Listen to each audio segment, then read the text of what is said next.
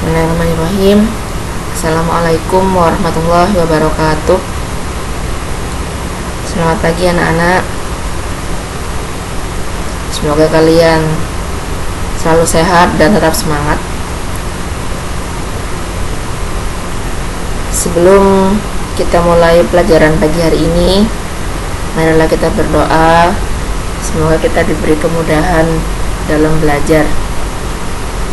Doa mulai.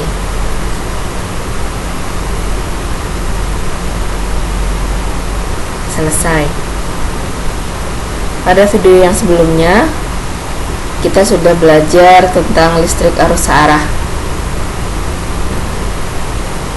Pada pagi ini kita masih belajar listrik arus searah dengan materi yang berbeda.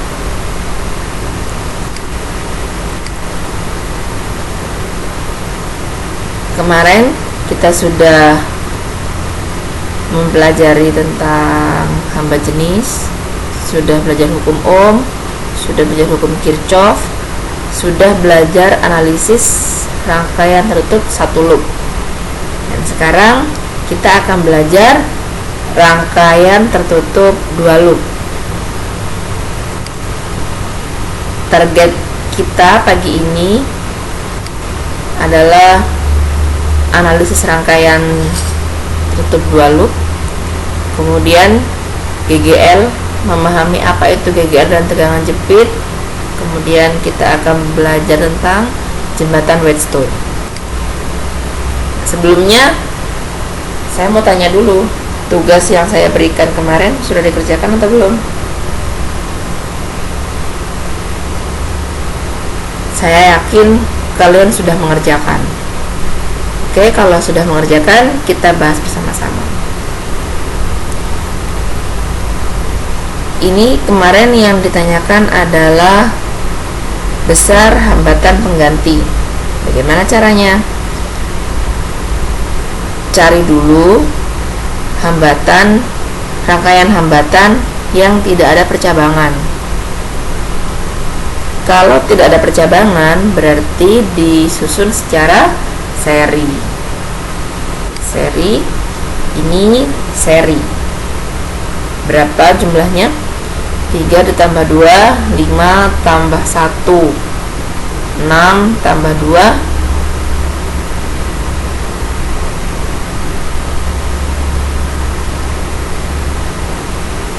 8 tambah 4, 12 ohm. Setelah itu 12 ohm ini di paralel dengan 6 ohm. Bagaimana caranya? Kalau paralel, 1/6 ditambah 1/12 menjadi 3/12. Kemudian dibalik menjadi 12/3. Hasilnya adalah 4 ohm. Setelah itu diseri kembali 2 ohm, 3 ohm, dan 4 ohm. 2 tambah 4, 6 tambah 3, 9. Jadi hasilnya besar hambatan pengganti pada rangkaian ini adalah 9 ohm. Kalau yang ini sudah dikerjakan belum? Saya yakin sudah ya. Oke, kita kerjakan bersama-sama.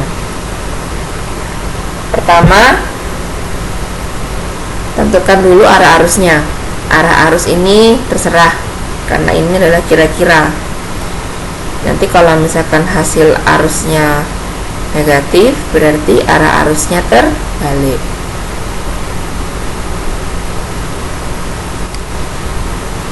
Kita tentukan dulu arah loopnya.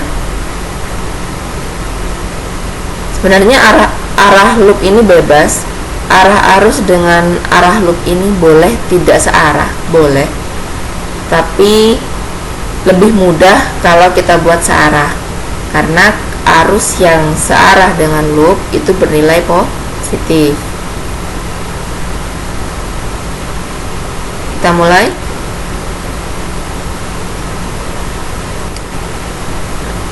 E2. Loop pertama menabrak E2 di kutub positif, sehingga ditulisnya E2.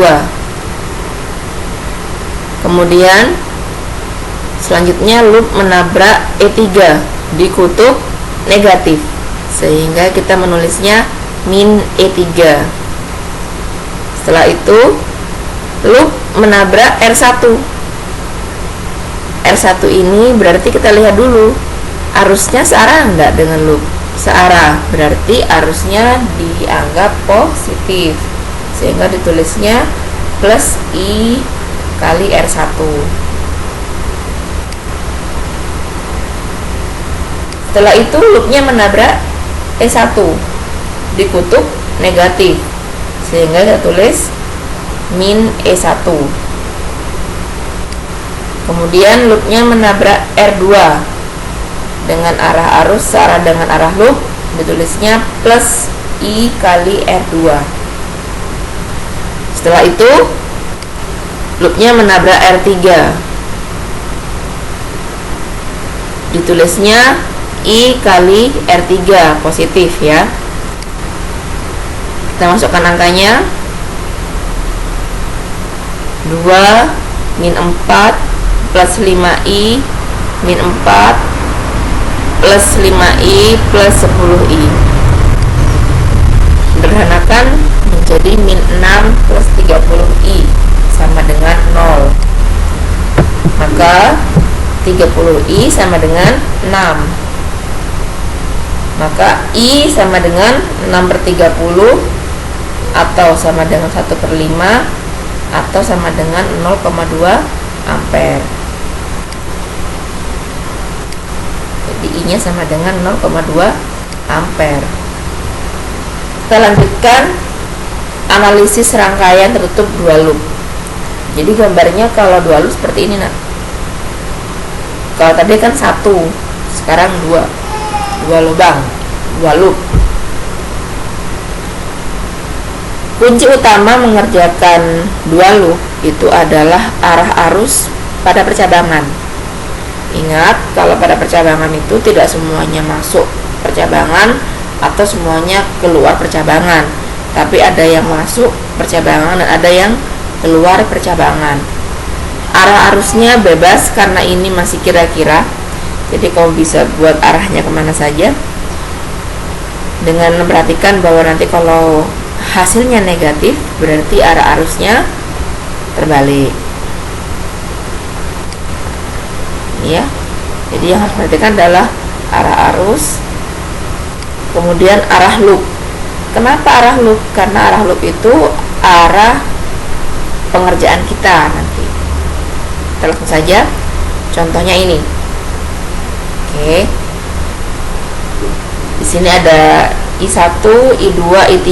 Kita sudah buat arahnya, I1 masuk, I2 masuk, I3 keluar. Berarti yang mengalir pada 2 ohm itu I3. Yang mengalir pada 4 ohm yang ini I1. Yang mengalir pada 4 ohm yang ini I2. I1 ditambah I2 sama dengan I3. Tulis I1 ditambah I2 sama dengan I3. Kita katakan ini sebagai persamaan pertama. Kemudian pada loop 1. Loop 1 arahnya seperti ini. Pertama menabrak 2 ohm. 2 ohm arus yang mengalir adalah I3. Arahnya berlawanan dengan arah loop, maka kita tulisnya min 2 kali I3, min 2 I3 ini.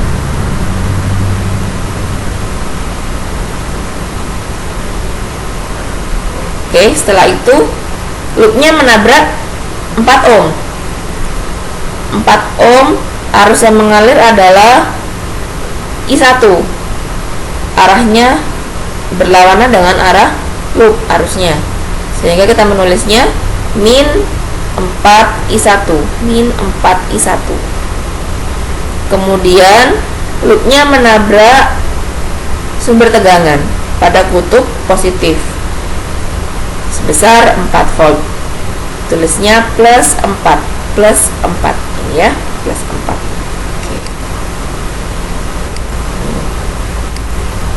Oke. Sederhanakan,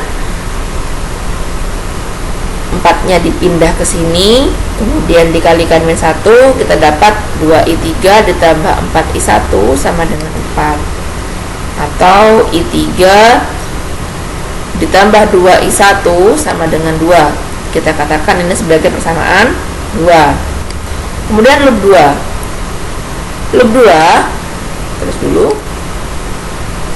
Pertama, dia menabrak 2 ohm. Di arusnya I3. Kita tulis min 2i3. Min 2i3. Kemudian loopnya menabrak 4 ohm. 4 ohm arusnya I2 berlawanan dengan arah loop, sehingga nulisnya min 4i2.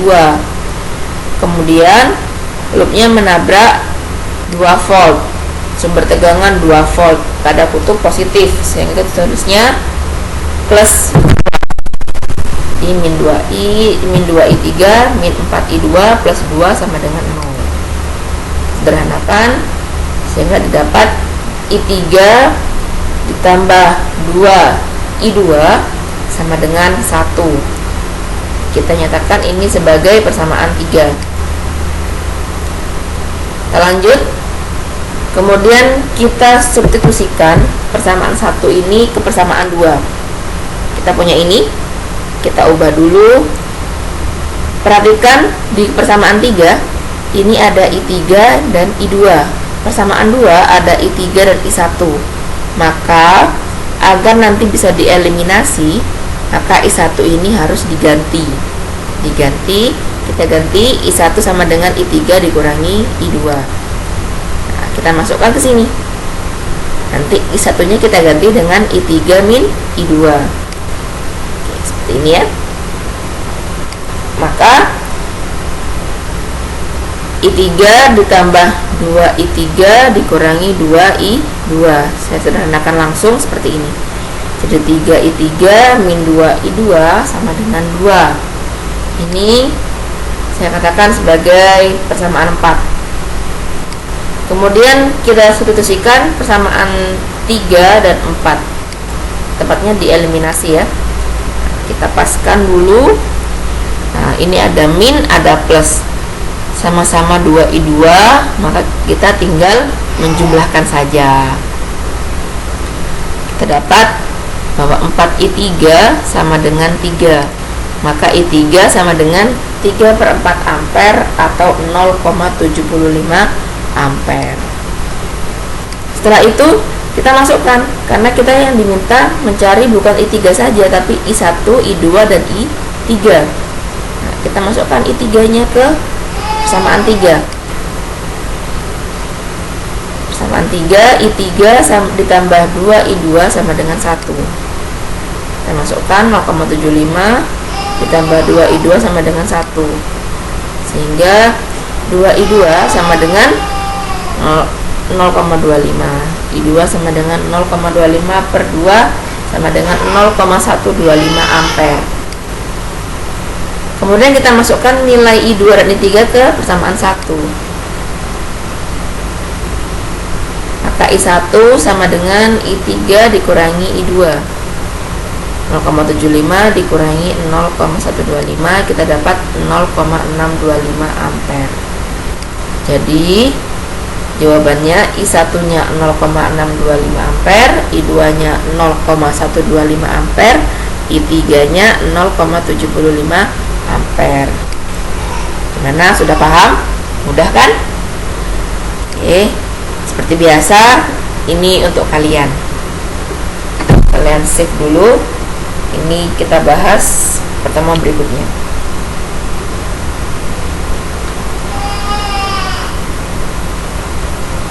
Oke, saya lanjutkan. GGL dan tegangan jepit. GGL dan tegangan jepit ini sama-sama memiliki satuan volt. Bedanya apa? Bedanya seperti ini. Kalau secara definisi, GGL itu adalah tegangan yang didapat dari perbedaan potensial kutub negatif dan positif dari sumber listrik. Nah, sementara tegangan jepit itu adalah tegangan yang didapat dari perbedaan ketika sudah dialirkan dalam rangkaian listrik. Kalau ini masih belum dialirkan dalam rangkaian listrik. Maksudnya begini, nak. Misalkan seperti ini. Ini ada sumber tegangan 12 volt dengan hambatan dalam 0,5 ohm. Nah, ketika ditanya berapa GGL-nya? GGL-nya adalah 12 volt. EGL atau E sama dengan 12 volt. Kemudian tegangan jepitnya gimana? Tegangan jepit itu sama dengan I kali R. I itu apa? I itu arus. R ini adalah R 8,5. Berarti kita cari dulu besar tegangan E, besar arusnya. Gimana cara mencarinya? I sama dengan E per hambatan total. E nya 12 volt, hambatan totalnya 8,5 ditambah 0,5 atau sama dengan 12 per 9 sama dengan 4/3 ampere atau 1,33 ampere. Tegangan jepit itu adalah tegangan yang didapat dari perkalian I kali R nya, jadi tidak include dengan hambatan dalamnya. Jadi I nya 1,33 kali 8,5, jadi 11,305 volt, lebih kecil dari GGL nya. Sangat mudah. Nah, ini untuk kalian, silakan di save. Sudah berapa soalnya untuk kalian? 2 ya. Oke, kita lanjutkan jembatan Wheatstone. Apa sih jembatan Wheatstone? Rangkaiannya seperti ini, nah, bentuknya seperti ini. Jembatan Wheatstone ini, yang dimaksud jembatan ini adalah RN ini. RN ini. Nah,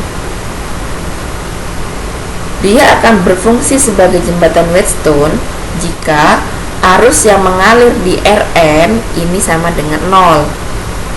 Nah, sehingga nanti RN-nya bisa dihilangkan atau diabaikan. Syaratnya apa? Syaratnya rangkaian ini bisa menjadi jembatan Wheatstone jika hasil kali hambatan yang berhadapan ini sama. Berarti maksudnya R1 kali R3 ini sama dengan R4 kali R2 atau R2 kali R4. Contohnya begini. Ini bentuk-bentuknya. Jadi yang tadi ini sama seperti ini ya. Ini jembatan Wheatstone jika R5-nya arusnya sama dengan 0. Ini juga Wheatstone, cuma dalam bentuk yang lain.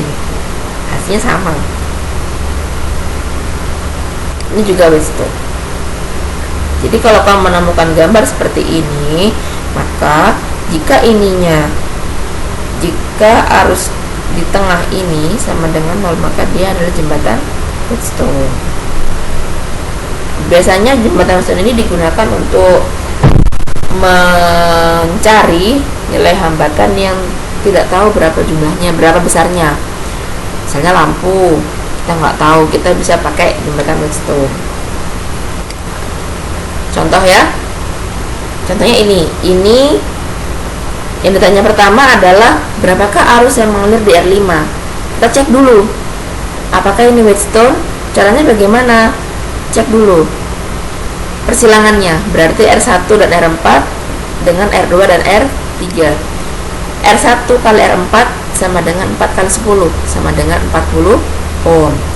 R2 kali R3 sama dengan 8 kali 5 sama dengan 40 ohm. Maka rangkaian ini adalah jembatan Wheatstone. Sehingga kesimpulannya I5 atau arus yang mengalir di R5 ini sama dengan 0 karena ini adalah jembatan Wheatstone. Oke. Kalau begitu, ini bisa diabaikan. Ketika ini diabaikan, maka R1 bisa di seri dengan R3, R2 juga bisa di seri dengan R4. 4 tambah 5 9, 8 tambah 10 18. Kita lanjutkan 2 poin selanjutnya. Jadi berapa hambatan pengganti untuk rangkaian ini, kemudian berapa tegangan jepit AB. Oke anak-anak, saya yakin kalian pasti bisa. Baiklah, untuk pertemuan kali ini, untuk pagi ini cukup sekian dulu. Jangan lupa tugasnya dikerjakan.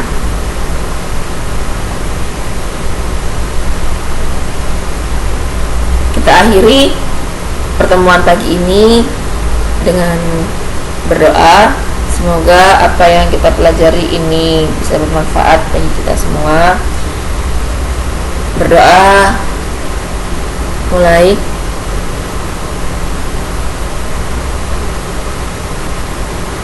Selesai. Anak-anak, sekian dulu dari saya. Terima kasih. Assalamualaikum warahmatullahi wabarakatuh. Tetap semangat ya nak.